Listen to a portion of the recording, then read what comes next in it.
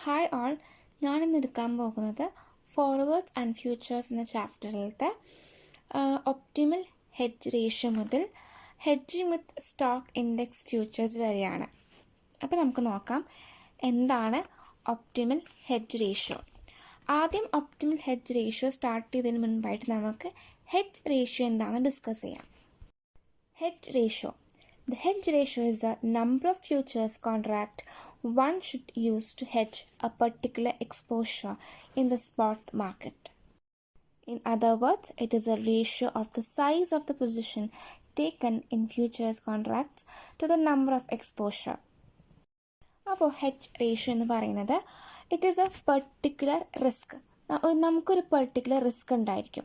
ആ പെർട്ടിക്കുലർ റിസ്കിനെ എലിമിനേറ്റോ ഹെഡ്ജോ ചെയ്യാൻ വേണ്ടി യൂസ് ചെയ്യുന്ന എലിമിനേറ്റോ അല്ലെങ്കിൽ ഹെഡ്ജ് ചെയ്യാൻ വേണ്ടി എടുക്കുന്ന നമ്പർ ഓഫ് ഫ്യൂച്ചർ കോൺട്രാക്റ്റ്, എത്ര ഫ്യൂച്ചർ കോൺട്രാക്റ്റ് എടുത്തുകൊണ്ട് നമ്മൾ ഈ റിസ്കിനെ എലിമിനേറ്റ് ചെയ്യുന്നു അല്ലെങ്കിൽ ഹെഡ്ജ് ചെയ്യുന്നു എന്നതാണ് ഈ പറയുന്ന hedge ratio. In the other words, it is a ratio of the size of the position taken. Size of the position എന്ന് പറയുന്നത് ഒന്നെങ്കിൽ ലോങ് പൊസിഷൻ ആവാം അല്ലെങ്കിൽ ഷോർട്ട് പൊസിഷൻ ആവാം. Taken in the future contract to the size of the exposure. Exposure എന്ന് ഉദ്ദേശിക്കുന്നത് risk ആണ്. അപ്പോൾ ഫ്യൂച്ചർ കോൺട്രാക്റ്റിൽ ഈ റിസ്കിനെ അല്ലെങ്കിൽ എക്സ്പോഷറിനെ ഹെഡ്ജ് ചെയ്യാൻ വേണ്ടിയിട്ട് എത്ര പൊസിഷൻ എടുത്തോ, സൈസ് ഓഫ് പൊസിഷൻ ഉദ്ദേശിക്കുന്നത് എത്ര പൊസിഷൻ, ലോങ് പൊസിഷൻ ആണോ ഷോർട്ട് പൊസിഷൻ ആണോ, എത്ര പൊസിഷനാണോ ഏത് പൊസിഷനാണോ എടുത്തത്, അതിനെയാണ് ഹെഡ്ജ് റേഷ്യോ എന്ന് പറയുന്നത്. അപ്പോൾ അതിൻ്റെ ഒരു ഫോർമുല ഉണ്ട്. HR is equal to QF divided by QS. HR എന്ന് പറയുന്നത് ഹെഡ്ജ് റേഷ്യോ, QF എന്ന് പറയുന്നത് ഫ്യൂച്ചർ അസറ്റിൻ്റെ ക്വാണ്ടിറ്റി, ഫ്യൂച്ചർ പൊസിഷൻ്റെ അസറ്റിൻ്റെ ക്വാണ്ടിറ്റിയാണ്. QS എന്ന് പറയുന്നത് സ്പോട്ട് അസറ്റിൻ്റെ ക്വാണ്ടിറ്റി. ഇനി എന്താണ് ഒപ്റ്റിമൽ ഹെഡ്ജ് റേഷ്യോ നോക്കാം. Optimal hedge ratio is a ratio that eliminates or minimizes the price risk. It is also known as minimum variance hedge ratio. ഈ പറയുന്ന ഹെഡ്ജ് റേഷ്യോ നമുക്ക് യൂസ് ചെയ്തുകൊണ്ട് റിസ്കിനെ എലിമിനേറ്റ് ചെയ്യാനായിട്ട് സാധിക്കും. പക്ഷേ അതിനൊരു ലിമിറ്റ് ഉണ്ട്. ആ ലിമിറ്റ് വരെ നമുക്ക് എലിമിനേറ്റ് ചെയ്യാൻ സാധിക്കുള്ളൂ. പക്ഷേ ഈ ഒപ്റ്റിമൽ ഹെഡ്ജ് റേഷ്യോ യൂസ് ചെയ്തുകൊണ്ട് ഏറ്റവും മിനിമം ആയിട്ട് റിസ്കിനെ എലിമിനേറ്റോ അല്ലെങ്കിൽ റിസ്കിനെ മിനിമൈസ് ചെയ്യാനോ ഡിക്രീസ് ചെയ്യാനോ സാധിക്കും. അതാണ് optimal hedge ratio that minimises the price risk. Price റിസ്കിനെ എലിമിനേറ്റോ മിനിമൈസോ ഏറ്റവും മിനിമത്തിലേക്ക് എത്തിക്കുന്ന ഹെഡ്ജ് റേഷ്യോ ആണ് ഒപ്റ്റിമൽ ഹെഡ്ജ് റേഷ്യോ. ഇതിനെ മിനിമം വേരിയൻസ് ഹെഡ്ജ് റേഷ്യോ എന്നും അറിയപ്പെടുന്നുണ്ട്. ഇനി ഇതെങ്ങനെ കാൽക്കുലേറ്റ് ചെയ്യാൻ നമുക്ക് നോക്കാം. ഫോർമുല എന്ന് പറയുന്നത് HR opt is equal to R sigma S by sigma F. HR opt എന്ന് പറയുന്നത് ഒപ്റ്റിമം ഹെഡ്ജ് റേഷ്യോ ആണ്. അവിടെ പ്രൈസ് റിസ്ക് ഏറ്റവും മിനിമം ആയിരിക്കും ഒപ്റ്റിമൽ ഹെഡ്ജ് റേഷ്യോയിൽ. അടുത്ത R എന്ന് പറയുന്നത് coefficient of correlation between delta S and delta F. ഈ ഡെൽറ്റ എസ് എന്താണെന്നും ഡെൽറ്റ എഫ് എന്താണെന്ന് നോക്കാം. ഡെൽറ്റ എസ് എന്ന് പറയുന്നത് ചേഞ്ച് ഇൻ സ്പോട്ട് പ്രൈസിൽ ഉണ്ടാകുന്ന മാറ്റമാണ് ഡെൽറ്റ എസ്. ഡെൽറ്റ എഫ് എന്ന് പറയുന്നത് change in future price. Okay, അപ്പോൾ ഈ പറയുന്ന സിഗ്മ എസ് എന്താണ്? സിഗ്മ എസ് എന്ന് പറയുന്നത് ഡെൽറ്റ എസിൻ്റെ സ്റ്റാൻഡേർഡ് ഡീവിയേഷനും ഇനി ഡെൽറ്റ എഫിൻ്റെ സ്റ്റാൻഡേർഡ് ഡീവിയേഷനാണ് സിഗ്മ എഫ്. അപ്പോൾ HR opt എന്ന് പറയുന്നത് ഒപ്റ്റിമൽ ഹെഡ്ജ് റേഷ്യോ ആണ്. അത് is equal to R sigma S by sigma F. ഇനി നമുക്ക് അടുത്തൊരു എക്സാമ്പിൾ നോക്കാം. From the following data calculate optimal hedge ratio. Correlation coefficient between delta S and delta F is equal to 0.93. Standard deviation of delta S എന്ന് പറയുന്നത് 0.04 and that of delta F എന്ന് പറയുന്നത് 0.06. ഇവിടെ optimal hedge ratio ആണ് calculate ചെയ്യേണ്ടത്. Formula നമുക്കറിയാം. HR opt is equal to R standard deviation S divide by standard deviation F. ഇതിൽ ക്വസ്റ്റ്യനിൽ എല്ലാം ഡയറക്റ്റായിട്ട് കൊടുത്തിട്ടുണ്ട്. നമുക്കത് ഇതിലേക്ക് സബ്സ്റ്റിറ്റ്യൂട്ട് ചെയ്യാം. R എന്ന് പറയുന്നത് correlation coefficient between delta S and delta F. അത് 0.93. അത് നമുക്ക് അത് എഴുതാം. അത് ഇൻറ്റു സ്റ്റാൻഡേർഡ് ഡീവിയേഷൻ എസ് എന്ന് പറയുന്നത് 0.04 divided by standard deviation F എന്ന് പറയുന്നത് 0.06 വിച്ച് ഇസ് ഈക്വൽ ടു 0.62. അപ്പോൾ ഒപ്റ്റിമൽ ഹെഡ്ജ് റേഷ്യോ എന്ന് പറയുന്നത് നമ്മുടെ പ്രൈസ് റിസ്ക് ഏറ്റവും മിനിമം ആയിരിക്കും, അതാണ് 0.62. ഇനി നമുക്ക് ഹെഡ്ജിങ് ഇഫക്റ്റീവ്നെസ് എന്ന് നോക്കാം. Hedging effectiveness is defined as the variance proportion eliminated by hedging. It is calculated as below. നേരത്തെ പഠിച്ച ഒപ്റ്റിമൽ ഹെഡ്ജിങ്ങിലെ ആ ഒപ്റ്റിമൽ ഹെഡ്ജിൻ്റെ വേരിയൻസിനാണ് ഹെഡ്ജിങ് ഇഫക്റ്റീവ്നെസ്. അപ്പോൾ ഹെഡ്ജിങ്ങിൻ്റെ ഇഫക്റ്റീവ്നെസ് കാൽക്കുലേറ്റ് ചെയ്യാനായിട്ട് ഈ ഇതിൻ്റെ വേരിയൻസ് കണ്ടെത്തിയാൽ മതി. വേരിയൻസ് എന്ന് വെച്ചാൽ നമ്മൾ സ്ക്വയർ ചെയ്യുക. എന്ത് സ്ക്വയർ ചെയ്യുക? R square into standard deviation of എഫിൻ്റെ സ്ക്വയർ ചെയ്യുക എന്ന് വെച്ചാൽ വേരിയൻസ് ആണത്. അപ്പോൾ variance of F divided by variance of S, അതാണ് ഹെഡ്ജിങ് ഇഫക്റ്റീവ്നെസ്. അപ്പോൾ ഹെഡ്ജിങ് ഇഫക്റ്റീവ്നെസ് ഇത്രയേ ഉള്ളൂ, R square into variance of F divide by variance of S.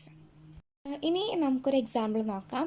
On November 10, the spot price of jute is rupees 2198 per 1000 kg and the price of December jute futures with expiry on December 5 is rupees 2276. The standard deviation of the spot price change is estimated as rupees 260. Standard deviation of spot price change എന്ന് പറയുന്നത് standard deviation S ആണ്, ഈ പറഞ്ഞ 260. The standard deviation of the futures price change is estimated as rupees 248. അപ്പോൾ ഇതെന്ന് പറയുന്നത് standard deviation F ആണ്, 248. The correlation coefficient between the spot price change and future price change is estimated to be 0.99. ഇത് R ആണ്. R is equal to 0.99. Calculate the hedge ratio and the hedging effectiveness. Also interpret the result. നമുക്ക് ആദ്യം hedge ratio optimal നോക്കാം എന്താണെന്ന്. ഇവിടെ ക്വസ്റ്റ്യനിൽ calculate hedge ratio എന്നാണെങ്കിൽ കൂടി തന്നെ നമുക്ക് ഹെഡ്ജ് റേഷ്യോ ഒപ്റ്റിമൽ കാൽക്കുലേറ്റ് ചെയ്യാനുള്ള എല്ലാ സംഭവങ്ങളാണ് ഇതിലുള്ളത്, വാല്യൂസ് ആണുള്ളത്. അപ്പോൾ അത് നമ്മളിവിടെ കാൽക്കുലേറ്റ് ചെയ്യേണ്ടത് ഒപ്റ്റിമൽ ഹെഡ്ജ് റേഷ്യോ വേണം കാൽക്കുലേറ്റ് ചെയ്യാനായിട്ട്. അപ്പോൾ optimal hedge ratio H R opt is equal to R standard deviation S divided by standard deviation F which is equal to R എന്ന് പറയുന്നത് 0.99, അത് ഇൻറ്റു സിഗ്മ എസ് എന്ന് പറയുന്നത് 260 divided by sigma F എന്ന് പറയുന്നത് 248 which is equal to 1.0379. നമുക്കിനി interpretation എഴുതാം.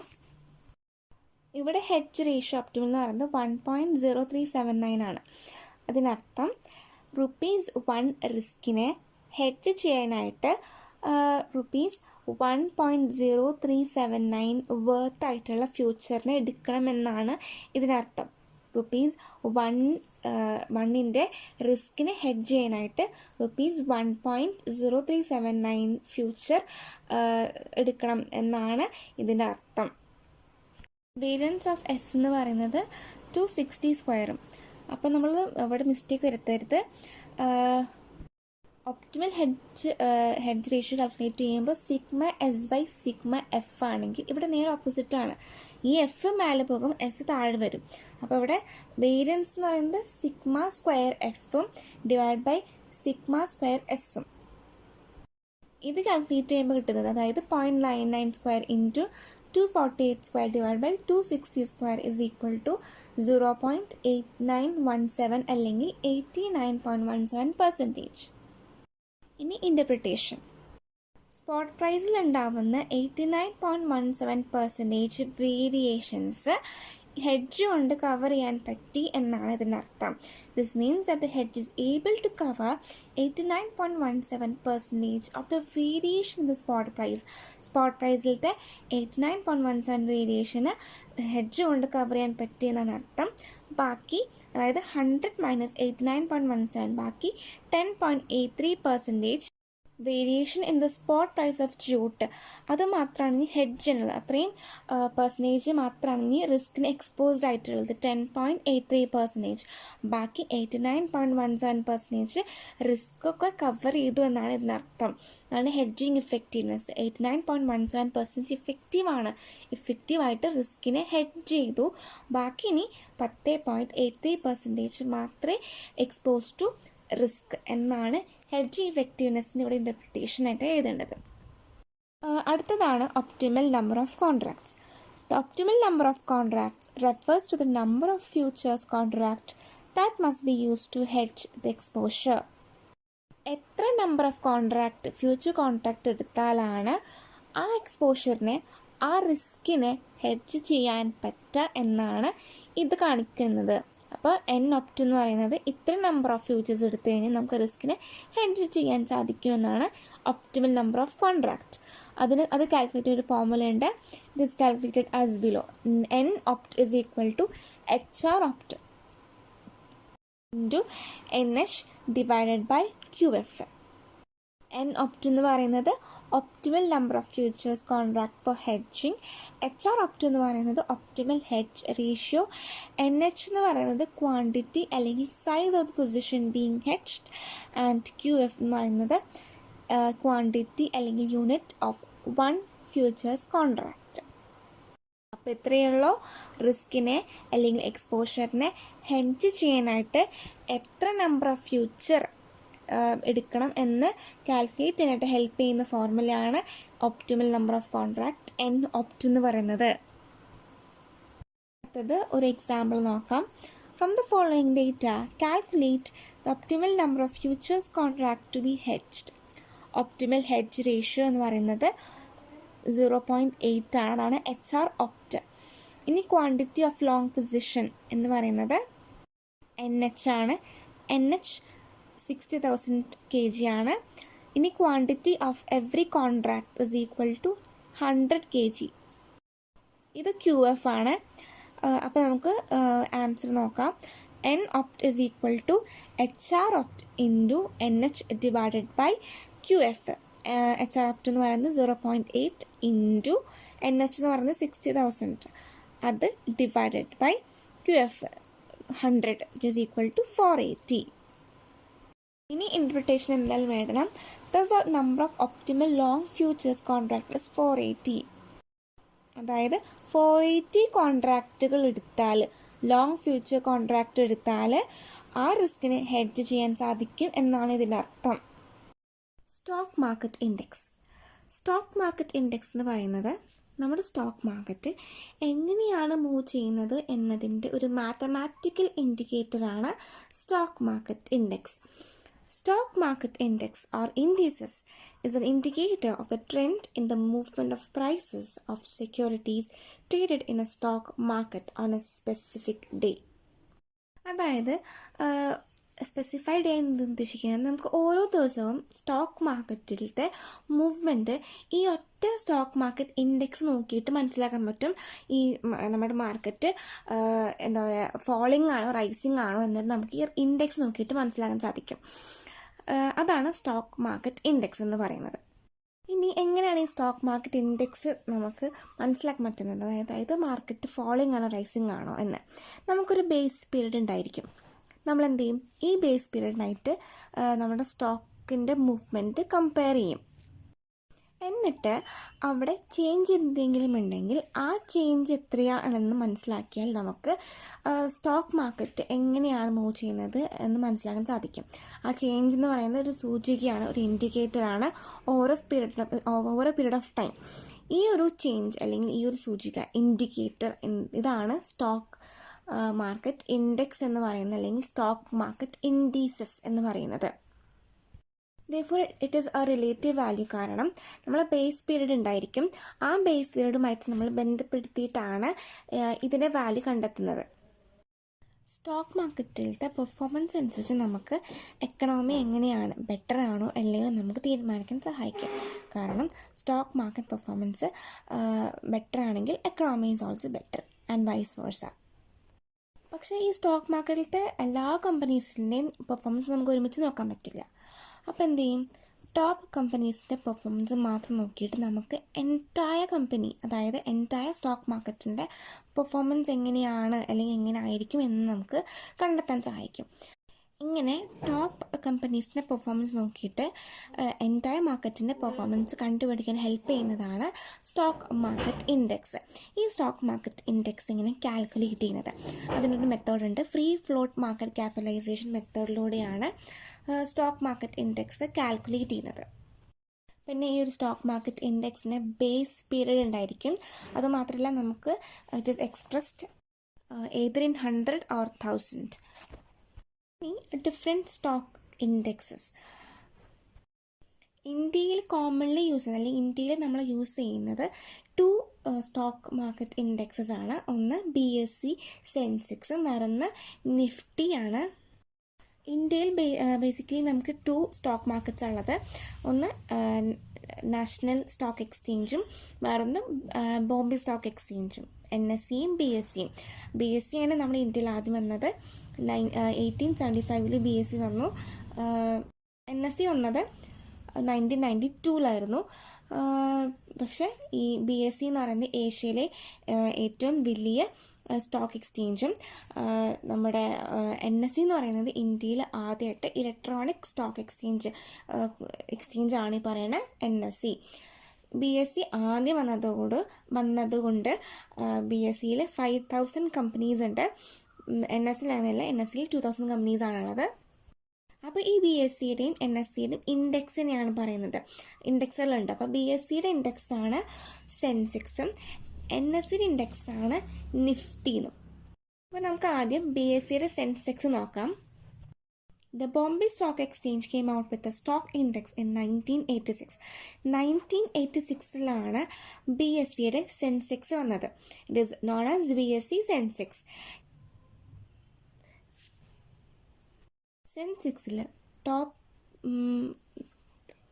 30 കമ്പനീസിൻ്റെ പെർഫോമൻസ് വാലുവേറ്റ് ചെയ്തിട്ടാണ് നമ്മൾ സെൻസെക്സ് എന്ന ഒരു നമ്പർ കണ്ടെത്തുന്നത്.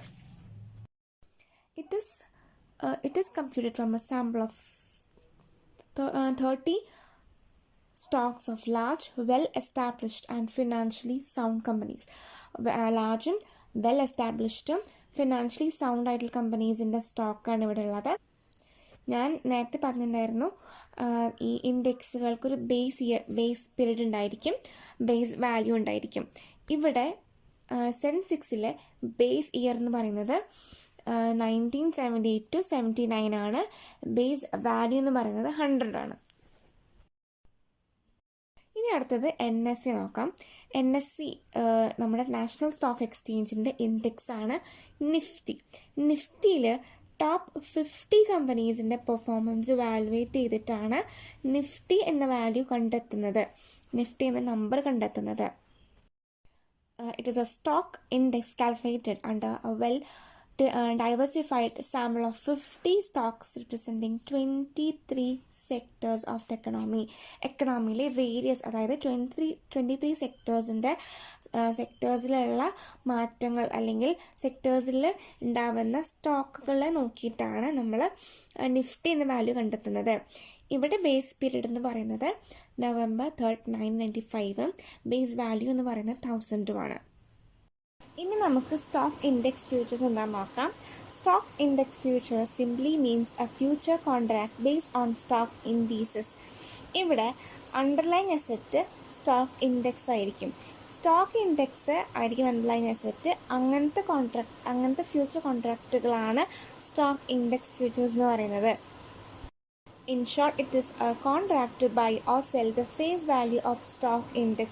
സ്റ്റോക്ക് ഇൻഡെക്സ് വാങ്ങുകയോ വിൽക്കുകയോ ചെയ്യുന്ന ഒരു ഫ്യൂച്ചർ കോൺട്രാക്റ്റാണ് stock index futures. It can be defined as a commitment to buy or sell a portfolio of stocks comprising this index at a further date. ഇത്രയേ ഉള്ളൂ. സ്റ്റോക്ക് ഇൻഡെക്സുകളുടെ പോർട്ട്ഫോളിയോ ബൈയോ സെല്ലോ ചെയ്യുന്ന ഒരു കോൺട്രാക്റ്റിനെയാണ് സ്റ്റോക്ക് ഇൻഡെക്സ് ഫ്യൂച്ചേഴ്സ് എന്ന് പറയുന്നത്. ഇവിടെ സ്റ്റോക്ക് ഇൻഡെക്സ് എന്ന് പറയുന്നത് നിഫ്റ്റി, സെൻസെക്സ് പോലെയുള്ളതിനെയാണ്. ഇനി pricing of stock index futures എന്താണെന്ന് നോക്കാം. The pricing of stock index futures is done according to cost of carrying model. Cost of carrying model use ചെയ്തുകൊണ്ടാണ് സ്റ്റോക്ക് ഇൻഡെക്സ് ഫ്യൂച്ചേഴ്സ് പ്രൈസിങ് ചെയ്യുന്നത്. In case of financial futures, the cost of carry is the interest cost incurred if a similar position is taken in cash market till maturity of future contract. From this interest, the dividend accruing in this period is deducted. The price of index futures is calculated as below. So, cost of carry മെത്തേഡിൽ ക്യാരിയുമായി ബന്ധപ്പെട്ടിട്ടുള്ള എല്ലാ കോസ്റ്റുകളും add ചെയ്യണം. അതുമായി ബന്ധപ്പെട്ടുള്ള ബെനിഫിറ്റുകളോ അല്ലെങ്കിൽ ഡിവിഡൻറ്റുകളോ less ചെയ്യണം. ഇത്രയുള്ള ക്യാരിയുമായി ബന്ധപ്പെട്ടുള്ള എല്ലാ കോസ്റ്റുകളും ആഡ് ചെയ്യണം. ബെനിഫിറ്റുകളോ ഡിവിഡൻറ്റോ ലെസ് ചെയ്യണം. ഫോർമുല എന്ന് പറയുന്നത് future price is equal to spot price plus cost of carry minus benefits of ownership such as dividend. അതായത് സ്പോട്ട് പ്രൈസിൻ്റെ കൂടെ കോസ്റ്റ് ഓഫ് ക്യാരിങ് എല്ലാം ആഡ് ചെയ്യുക, ലെസ് ചെയ്യേണ്ടത് ബെനിഫിറ്റ് ഓഫ് ഓണർഷിപ്പ്. എല്ലാ ബെനിഫിറ്റുകളും ലൈക്ക് ഡിവിഡൻറ്റ് പോലത്തെ ബെനിഫിറ്റുകൾ ലെസ് ചെയ്യുക. അല്ലെങ്കിൽ നമുക്കിങ്ങനെ പറയാം, F is equal to S into 1+C 1 - D. ഇവിടെ ഡി എന്ന് പറയുന്നത് ഡിവിഡൻ്റ് ആണ്. ഇനി ഡിസ്ക്രീറ്റ് കോമ്പൗണ്ട് യൂസ് ചെയ്യുകയാണെങ്കിൽ F is equal to S into 1+C divided by M whole raise to MT. ഇവിടെ എം എന്ന് പറയുന്നത് number of compounding intervals in a year and time T is equal to time to maturity in a year. If we use continuous compounding, f is equal to s e raised to r minus d into t. Example നോക്കാം നമുക്കിനി. The present value of Nifty index is 3150. ഈ 3150 എന്ന് പറയുന്നത് നമുക്ക് ഫോർമുലയിൽ S എന്നില്ലേ, spot price, അതാണ് 3150. The 3-month interest rate is 12%. ഈ 12% എന്ന് പറയുന്നത് സി ആണ്, ക്യാരിയിങ് കോസ്റ്റ് ആണ്. നമുക്കത് ഒന്നുകൂടി കാൽക്കുലേറ്റ് ചെയ്യണം കേട്ടോ. The dividend yield on this index is estimated to be 6%. 6% എന്ന് ഉദ്ദേശിക്കുന്നത് നമുക്ക് 1 year ഇൻട്രസ്റ്റ് ആണ്, 1 year ഡിവിഡൻറ്റ് ആണ്. അപ്പോൾ ഡിവിഡൻറ്റ് 6% എന്ന് പറയുന്നത് 1 ഇയറിൻ്റെയും ഇൻട്രസ്റ്റ് 12% എന്ന് പറയുന്നത് 1 ഇയറിൻ്റെയാണ്. Calculate the fair value of futures with 90 days remaining for maturity. നമുക്കിവിടെ മെച്യൂരിറ്റി എന്ന് പറയുന്നത് 90 days ആണ്. 1 ഇയറിൻ്റെ ഇൻട്രസ്റ്റ് 12%, 1 ഇയറിൻ്റെ ഡിവിഡൻറ്റ് 6% ആണെങ്കിൽ 90 ഡേയ്സിനകത്തും കാൽക്കുലേറ്റ് ചെയ്യണം. അതെങ്ങനെ കാൽക്കുലേറ്റ് ചെയ്യുക? 12% ഇൻറ്റു 90 ഡിവൈഡഡ് ബൈ 360 എന്ന് ചെയ്യുമ്പോൾ നമുക്ക് കിട്ടുന്നതാണ് 0.03. അടുത്തത് ഡിവിഡൻറ്റ് നോക്കാം. ഡിവിഡൻറ്റ് എത്രയാണ്? 6% എന്ന് വെച്ചാൽ 0.06 into 90 divide by 360 is equal to 0.015. താഴെ നോട്ടിൽ കൊടുത്തിട്ടുണ്ട്. അപ്പോൾ ഇങ്ങനെ ചെയ്യുമ്പോൾ നമുക്ക് സി കിട്ടും, ഡി കിട്ടും. ഇത് നമുക്ക് ഫോർമുലയിലേക്ക് സബ്സ്റ്റിറ്റ്യൂട്ട് ചെയ്യാം. ഫോർമുല എന്തായിരുന്നു? Fair value of index futures is equal to spot price അല്ലെങ്കിൽ വാല്യൂ ഓഫ് ഇൻഡെക്സ് എസ് ആണ് സ്പോട്ട് പ്രൈസ്. എസ് എത്രയാണ്? 3150. അതിന് കൂടെ add cost of carrying for 90 days. 1 ഇയറിൻ്റെ എത്ര കോസ്റ്റ്? 12% ആണ്. പക്ഷേ 90 days എത്രയാണ്? 12% ഇൻറ്റു 90/360 ചെയ്യുമ്പോൾ കിട്ടുന്നത് 0.03. അത് ഇൻറ്റു 3150 ചെയ്യണം. അപ്പോഴാണ് കോസ്റ്റ് ഓഫ് ക്യാരി കിട്ടുള്ളൂ. അതിൽ നിന്ന് minus dividend benefit four 90 days. ഇതും അങ്ങനെ തന്നെയാണ്. നമ്മൾ 6% ഇൻറ്റു 90/360 ചെയ്യുമ്പോൾ കിട്ടിയത് 0.015 ആണ്. അതിൻ്റെ കൂടെ ഇൻറ്റു 3150 ചെയ്യാം. അപ്പോൾ ഒരു വാല്യൂ കിട്ടും. അപ്പോൾ ഇതൊക്കെ ചെയ്യുമ്പോൾ സബ്സ്റ്റിറ്റ്യൂട്ട് ചെയ്യുക. 3150 പ്ലസ് 94.5 മൈനസ് 47.25 ഈക്വൽ ടു 3.97.25. ഇനി സെക്കൻഡ് ഫോർമുല എന്തായിരുന്നു? F is equal to S into 1+C into 1 - D. നമുക്കിതിലേക്ക് എല്ലാ വാല്യൂസും ഇട്ട് കൊടുക്കാം. എസ് എന്ന് പറയുന്നത് 3150 ഇൻറ്റു 1+C എന്ന് പറയുന്നത് എത്ര പെർസെൻറ്റേജ്, എത്രയാണ് വാല്യൂ? 0.03 നമുക്ക് കിട്ടിയ വാല്യൂ. അത് ഇൻറ്റു 1 മൈനസ് ഡി എന്ന് പറയുന്നത് 0.015. ഇത് ചെയ്യുമ്പോൾ കിട്ടുന്നത് 3,150 into 1.03 into 0.8985 which is equal to rupees 3,195.83. ചെറിയ ഒരു വേരിയേഷനേ ഉള്ളൂ. നമുക്കിനി അടുത്ത ഫോർമുല യൂസ് ചെയ്യാം. അടുത്ത് യൂസ് ചെയ്യുന്നത് കണ്ടിന്യൂസ് കോമ്പൗണ്ടിങ് ആണ്. നോട്ടിൽ നോക്കാം. നമ്മൾ യൂസ് ചെയ്യുന്നത് നമ്മൾ മറ്റേ ആ ഡിസ്ക്രീറ്റ് കോമ്പൗണ്ടിങ് യൂസ് ചെയ്യുന്നില്ല, കണ്ടിന്യൂസ് കോമ്പൗണ്ടിങ് ആണ് യൂസ് ചെയ്യുന്നത് ബെറ്റർ എന്നാണ് പറയുന്നത്. അതുകൊണ്ട് നമുക്ക് കണ്ടിന്യൂസ് കോമ്പൗണ്ടിങ്ങിൻ്റെ ഫോർമുല യൂസ് ചെയ്യാം. F is equal to SE raised to R minus D into T. S എന്ന് പറയുന്നത് എത്രയാണ്? 3,150 ഇൻറ്റു ഇ. ഇൻ്റെ വാല്യൂ എത്രയാ? 2.71828. ഇതാണ് ഇയുടെ വാല്യൂ. അത് ഫിക്സ്ഡ് ആണ്. അത് ഇൻ്റെ വാല്യൂ നമ്മൾ അതിലേക്ക് ഇട്ട് കൊടുത്തു.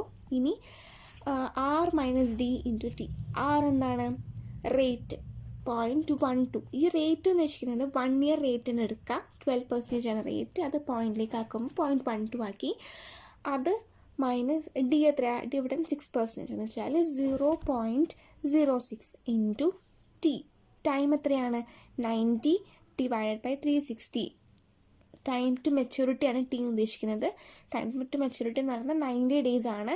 അപ്പോൾ 90 ഡിവൈഡ് ബൈ 360 ചെയ്യാം. അപ്പോൾ നമുക്ക് ഒരു വാല്യൂ കിട്ടും. അതാണ് 3,150 into 2.71828 raised to 0.015 which is equal to 3,150 into ഇത് ചെയ്യുമ്പോൾ കിട്ടുന്ന ആൻസർ എത്രയാണ്? 1.015 which is equal to 3,197.25. അപ്പോൾ എല്ലാം നമുക്ക് ഈ 3 സ്റ്റെപ്പിലോടും ചെയ്ത വാല്യൂസ് ഓൾമോസ്റ്റ് അപ്രോക്സിമേറ്റ്ലി ഈക്വൽ ആണ്. ഇങ്ങനെ ചെയ്യുമ്പോൾ നമുക്ക് ഫെയർ വാല്യൂ ഓഫ് ഫ്യൂച്ചേഴ്സിനെ കിട്ടും. ഇനി അടുത്തത് ഹെഡ്ജിങ് വിത്ത് സ്റ്റോക്ക് ഇൻഡെക്സ് ഫ്യൂച്ചേഴ്സ്. നമ്മളിപ്പോൾ സ്റ്റോക്ക് ഇൻഡെക്സ് ഫ്യൂച്ചേഴ്സ് എന്താണെന്ന് കണ്ടു. ഇനി സ്റ്റോക്ക് ഇൻഡെക്സ് ഫ്യൂച്ചേഴ്സിൽ എങ്ങനെയാണ് ഹെഡ്ജിങ് ചെയ്യുന്നത് നമുക്ക് നോക്കാം. Investors can use stock index futures for hedging their risk. ഇൻവെസ്റ്റേഴ്സിന് അവരുടെ ഒരു വെറൈറ്റി ഓഫ് പോർട്ട്ഫോളിയോസ് ഉണ്ടായിരിക്കും. അതിലുണ്ടാവുന്ന പ്രൈസ് റിസ്ക് ഉണ്ടാവും. ആ പ്രൈസ് റിസ്കിനെ ഹെഡ്ജ് ചെയ്യാനായിട്ട് അവർക്ക് സ്റ്റോക്ക് ഇൻഡെക്സ് ഫ്യൂച്ചേഴ്സ് യൂസ് ചെയ്യാൻ പറ്റും. പോർട്ട്ഫോളിയോയിലെ ഉണ്ടാവുന്ന പ്രൈസ് റിസ്കിന് ഹെഡ്ജ് ചെയ്യാൻ വേണ്ടിയിട്ട് നമുക്ക് സ്റ്റോക്ക് ഇൻഡെക്സ് ഫ്യൂച്ചേഴ്സ് യൂസ് ചെയ്യാൻ പറ്റും. ഇവിടെ എക്സാമ്പിൾ ഉണ്ട്. Suppose A portfolio manager who has a portfolio of rupees 100 crores held primarily in equity shares. Suppose he anticipates a decline in the market price in the near future. To avoid writing a low portfolio value, he might sell the securities of the portfolio now and buy back later when the prices fall, thereby protecting his gains. However, it would be very expensive because he has to incur commissions, taxes and other costs involved in such a big deal. The best strategy is to use stock index futures. അതായത് ഒരു portfolio manager ഉണ്ട്. അയാൾക്കൊരു 100 crores worth ആയിട്ടുള്ളൊരു portfolio ഉണ്ട് equity ഷെയർസിൽ. അയാൾ anticipate ചെയ്യാണ് near ഫ്യൂച്ചറിൽ price decline ആകും എന്ന്. അപ്പോൾ നമ്മുടെ മാർക്കറ്റ് പ്രൈസ് ഫോളോ ചെയ്യുകയാണെങ്കിൽ അയാളുടെ പോർട്ട്ഫോളിയോൻ്റെ വാല്യൂം ലെസ് ആയിരിക്കും. അപ്പോൾ ആ ഒരു ലോ പ്രൈസിൽ നിന്ന് അയാൾ സേഫ് ഗാർഡ് ചെയ്യാനായിട്ട് അയാൾ എന്ത് ചെയ്യും? സ്റ്റോക്ക് ഇൻഡെക്സ് ഫ്യൂച്ചേഴ്സിന് മേലെ ഒരു ഷോർട്ട് പൊസിഷൻ എടുക്കും. അപ്പോൾ ഈ ഷോർട്ട് പൊസിഷൻ എടുക്കുമ്പോൾ ഇന്ന് എഗ്രി ചെയ്തിട്ടുള്ള പ്രൈസിനാണ് നമ്മൾ ഷോർട്ട് പൊസിഷൻ എടുക്കുന്നത്.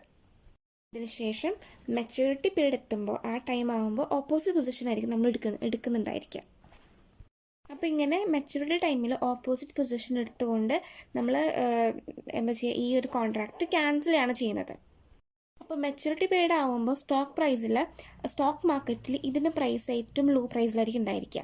അപ്പോൾ ആ ഡിക്ലൈൻ ടൈമിലാണ് നമ്മൾ ആളൊരു ഓപ്പോസിറ്റ് പൊസിഷൻ എടുക്കുന്നത്.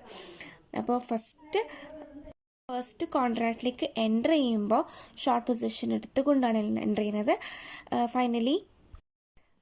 ഫൈനലി അതിനുശേഷം മെച്യൂരിറ്റി ടൈം ആകുമ്പോൾ ഓപ്പോസിറ്റ് പൊസിഷനായിട്ടുള്ള ലോങ് പൊസിഷൻ എടുത്തുകൊണ്ടായിരിക്കും എൻഡ് ചെയ്യുന്നുണ്ടായിരിക്കുക. അപ്പോൾ ലോ പ്രൈസിലുള്ളപ്പോൾ ആ ആൾ സ്റ്റോക്ക് വാങ്ങിക്കുന്നു, ഹൈ പ്രൈസിലുള്ളപ്പോൾ സ്റ്റോക്ക് വിൽക്കുന്നു. അപ്പോൾ ആൾക്ക് കിട്ടുന്ന ഒരു ഗെയിൻ ഉണ്ട്. ഫൈനലി ഇയാൾ കിട്ടിയ ഗെയിൻ എന്ന് പറയുന്നത് നമ്മുടെ പോർട്ട്ഫോളിയോ എമൗണ്ട് ലെസ് ആയില്ലേ, ഡിക്ലൈൻ ആയില്ലേ. അപ്പോൾ ഈ ഡിക്ലൈൻ ആയപ്പോൾ നമുക്ക് ഉണ്ടായ ലോസിനെ കോമ്പൻസേറ്റ് ചെയ്യാൻ പറ്റും ഈ ഇപ്പോൾ കിട്ടിയ ഗെയിന്. ഇതാണ് ഹെഡ്ജിങ് വിത്ത് സ്റ്റോക്ക് ഇൻഡെക്സ് ഫ്യൂച്ചേഴ്സ്. ഇതിൻ്റെ advantages are some of the advantages are an investor is able to buy or sell the entire stock market instead of individual securities. Entire stock market വാങ്ങാനോ വിൽക്കാനുള്ള opportunity ഇൻവെസ്റ്റർക്ക് ഉണ്ട് instead of individual security. ഇങ്ങനെ index based futures ആണെങ്കിൽ ആ ഇൻവെസ്റ്റർക്ക് entire പോർട്ട്ഫോളിയോയിൽ വരുന്ന ഒരു loss hedge ചെയ്യാൻ സാധിക്കും instead of individual securities in A portfolio.